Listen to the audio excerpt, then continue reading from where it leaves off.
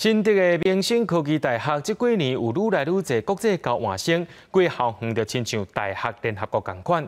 今年是创校55年，学校也举办国际嘉年华会，来自日本、越南、韩国，也有蒙古的学生，因穿着家己国家的传统服饰，小解因家己的文化。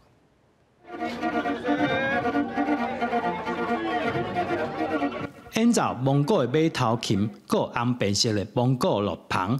入去到内底，帽仔戴起来，互人感觉亲像来到蒙古。阁有来自越南的学生穿传统服装，现场制作越南润饼。新竹民生科技大学的交换生，趁这届校庆进行文化交流。有很多别的国家的朋友。如果在日本的话，很少机会接触别的国家的人，所以我觉得名声很好，就是可以国际的感觉啦。学校总共有来自17个国家，超过1200位外国学生，平常时都有真侪机会，甲无同国家的同学接触。校园哪亲像大学联合国。